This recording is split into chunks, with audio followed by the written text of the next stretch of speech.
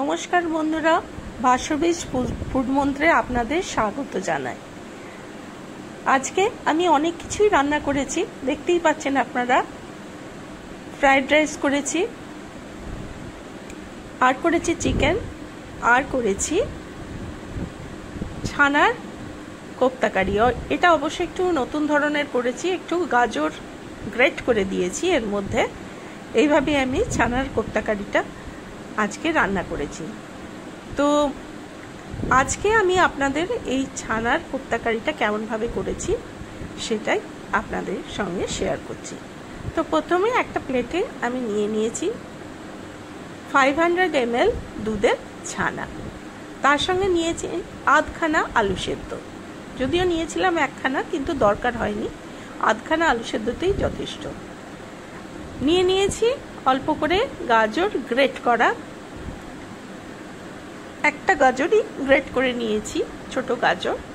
এছাড়া নিয়েছি একটু জিরে গুঁড়ো, আর একটু নুন, একটু চিনি, আর একটু গরম মশলার গুঁড়ো, শাহি গরম মশলার গুঁড়ো। তো সব উপকরণই আমি একসঙ্গে মেখে নিচ্ছি আস্তে আস্তে। তো ছানাটা কিন্তু খুব ভালো করে আগে মেখে রাখতে হবে, কারণ ছানার দলা থাকলে হবে না। ছানাটাকে ঘষে ঘষে আগে নরম করে, যেমন সন্দেশ তৈরি করে তেমনি সুন্দরভাবে মেখে রাখতে হবে। তারপর বাকি উপকরণগুলো এর মধ্যে যোগ করতে হবে। তো আমি সেইভাবেই করেছি। দেখুন, সমস্ত উপকরণগুলো আমার মাখা হয়ে গেল। এবার আস্তে আস্তে কিন্তু এটার থেকে আমি কতগুলো বল বানিয়ে নেব। তো বন্ধুরা, আপনারা কোথা থেকে আমার ভিডিও দেখছেন অবশ্যই আমাকে কমেন্ট করে জানাবেন।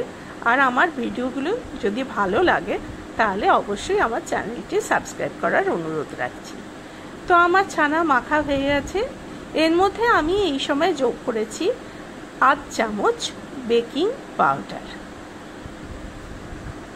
ছানার কোপ্তাগুলো এই বেকিং পাউডার দিলে কিন্তু একটু বেশ ফুলে ওঠে, দেখতেও ভালো লাগে। তাই বেকিং পাউডার দিয়ে আমি একটু মেখে কিছুক্ষণ রেখে দিয়েছিলাম।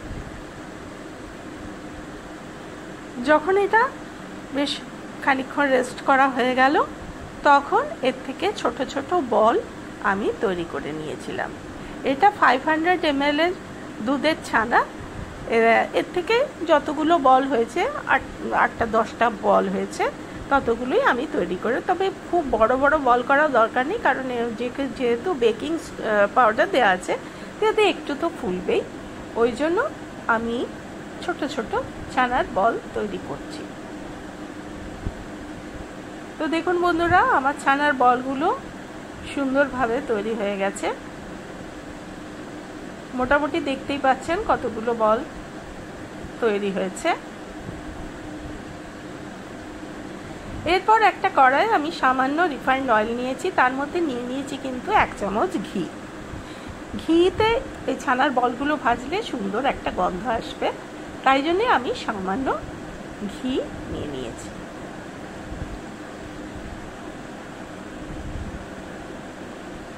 তার মধ্যে আস্তে আস্তে, আমি খুব বেশি একসঙ্গে দিইনি কারণ ভেঙে যাওয়ার চান্স থাকে, তাই অল্প অল্প করে এই ছানার বলগুলো কিন্তু আমি ভেজে নিচ্ছি।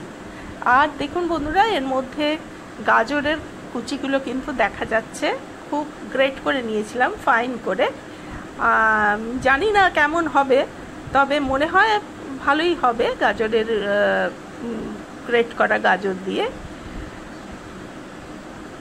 আমার মনে হলো ছানার সঙ্গে গাজরটা ভালো যাবে, ওই জন্য আমি অল্প পরিমাণে গাজর গ্রেট করে এই ছানার বলের সঙ্গে মিশিয়ে দিয়েছি। তো দেখতে দেখতে আমি 2-3 ধাপে আমার ছানার বলগুলো ভেজে নিলাম। দেখুন বন্ধুরা, কত ফুলে উঠেছে ছানার বলগুলো। এই যে আমার ছানার বলগুলো সম্পূর্ণ ভাজা হয়ে গেছে। এবার আমি একটা মশলা তৈরি করব। তার জন্য একটা বাটিতে আমি নিয়ে নিয়েছি একটু জিরে গুঁড়ো, একটু ধনে গুঁড়ো, একটু হলুদ গুঁড়ো, আর একটু কাশ্মীরি লঙ্কার গুঁড়ো। ডেইলি ইউজের যে মশলাগুলো সেইগুলো এখানে ব্যবহার করছি। আর নিয়েছি 2 চামচ আদা বাটা। যেহেতু এটা সম্পূর্ণ নিরামিষ রান্না, তাই একটু আদা বাটা দিলে কিন্তু ভালোই লাগে। এরপর দিয়ে দিলাম অল্প পরিমাণে জল, দিয়ে এটা মশলাটাকে গুলে ভালোভাবে আমি একটা পেস্ট করে রেখে দিলাম। এবার এই কড়াতে যে তেলটা ছিল ওর মধ্যে দিয়ে দিলাম শুকনো লঙ্কা, তেজপাতা আর গোটা জিরে ফোড়ন। গোটা জিরে ফোড়ন দেওয়ার পর তার মধ্যে দিয়ে দিলাম একটু টমেটো পেস্ট। টমেটো সস বা টমেটো পেস্ট দিলে কিন্তু এর স্বাদটা অনেক সুন্দর হয়। দিয়ে দিলাম একটু নুন এবং অল্প পরিমাণে চিনি। ছানার কোপ্তা যেহেতু সেহেতু একটু মিষ্টি মিষ্টি হবে, নিরামিষ রান্না, সেই জন্য একটু চিনিও এর মধ্যে আমি যোগ করেছি। এইভাবে যখন বেশ আরেকটু জল দিয়ে একটু গ্রেভিটাকে আমি ফুটিয়ে নিলাম, গরম মশলাও যোগ করে দিলাম। এরপর এই ছানার বলগুলো কিন্তু আমি কড়াতে দিলাম না, এর ওপরে ওই গ্রেভিটা কিন্তু আমি ঢেলে দেবো হালকা করে, কারণ ভীষণ নরম ছানার বল। এর মধ্যে যদি আমি এটা দিয়ে ফোটাই তাহলে ছানার বলগুলো ভেঙে যেতে পারে, তাই জন্য আমি সেই আমার যে পেস্টের জলটা ছিল, মশলার জলটা, সেটা যখন ভালো করে ফুটে উঠলো তখন এটা এর মধ্যে আমি ঢেলে দিলাম।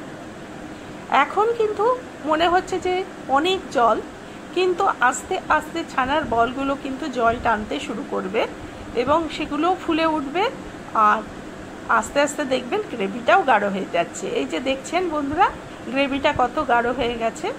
তো আজকে আমার রান্নাটা কেমন লাগলো আপনারা অবশ্যই কমেন্ট করে জানাবেন। আজকে আমি এই সবই রান্না করেছিলাম, তবে তার মধ্যে শুধুমাত্র আমি ছানার কোপ্তা কারিটাই আপনাদের সঙ্গে শেয়ার করলাম। চিকেনের রান্নাটা আমি আপনাদের সঙ্গে পরের ভিডিওতে শেয়ার করব। তো যাই হোক, আমার রান্নাটা কেমন লাগলো অবশ্যই আমাকে কমেন্ট করে জানাবেন, আর সম্ভব হলে ভালো লাগলে আমার ইউটিউব চ্যানেলটি সাবস্ক্রাইব করার অনুরোধ রইল। পুরো ভিডিওটি দেখার জন্য আপনাদের অসংখ্য ধন্যবাদ।